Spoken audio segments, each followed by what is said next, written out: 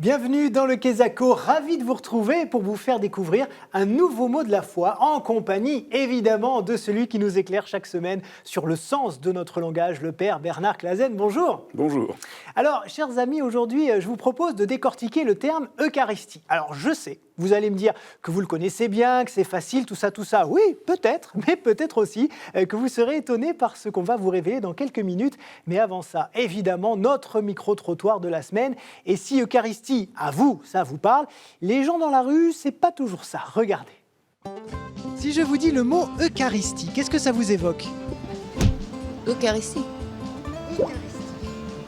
Rien du tout. Partage. Pas beaucoup d'autres choses. Partage, voilà.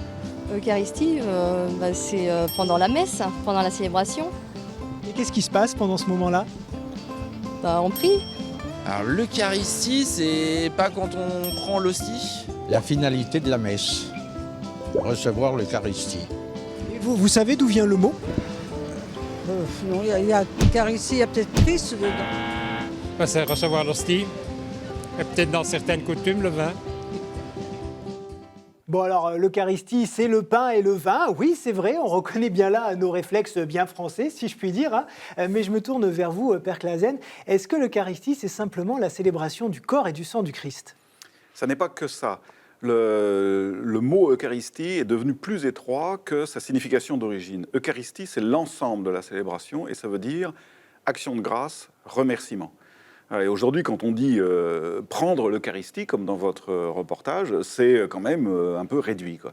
Parce qu'on ne prend pas l'action de grâce de Christ, on y rentre. On rentre dans l'action de grâce de Christ qu'il adresse à son Père. Et pendant la messe, on pense souvent que c'est simplement le moment d'élévation ou de la communion, mais en fait, c'est pas que ça. C'est pas que ça, en effet. On peut parfaitement participer à la liturgie eucharistique sans communier. Évidemment, au cours de ce que nous appelons l'Eucharistie aujourd'hui, c'est-à-dire la célébration de la messe, il y a la communion, mais l'Eucharistie est bien plus que la communion. Eh bien, merci beaucoup, Père Clasen, pour ces précisions. Et merci à vous de nous avoir suivis. Alors, je vous avais dit que vous apprendriez plein de choses. Bah oui, on ne vous ment pas ici. À très bientôt pour de nouvelles aventures linguistiques. Bye bye.